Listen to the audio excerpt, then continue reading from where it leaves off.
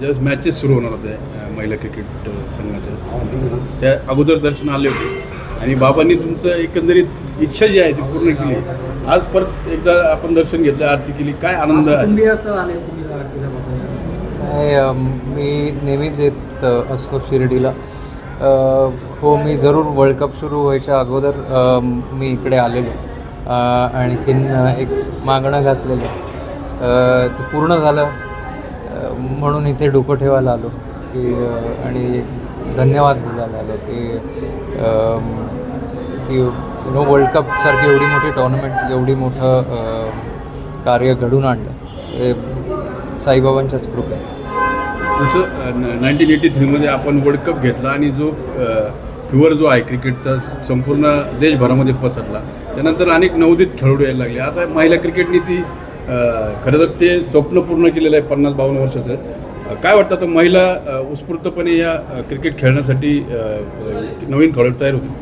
नाही, जरूर. मला असं वाटतं की मी अगोदर पण एका इंटरव्ह्यूमध्ये बोललो की एक वॉटरशेड मोमेंट आहे इंडियन स्पोर्ट्समध्ये. इंडियन क्रिकेटसाठीच नाही, इंडियन स्पोर्ट्समध्ये हा एक वॉटरशेड मोमेंट होता.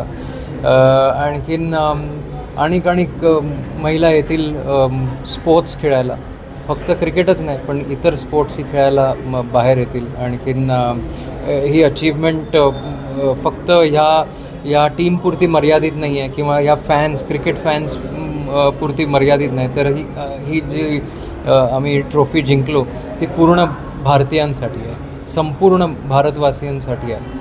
आता आणखीन एक आहे की विवाहाचा देखील या स्मृती मंदानांचा विवाह आहे, सर्व टीम पण त्या विवाहास असणार आहे. तुम्ही पण जाणार आहात का उपस्थित?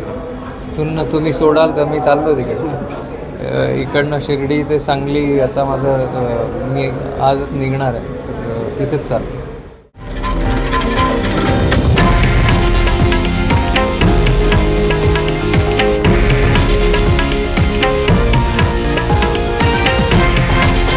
हे आहे देशातील नंबर 1 न्यूज नेटवर्क आणि आपण पाहत आहात TV9 मराठी, एकमेव.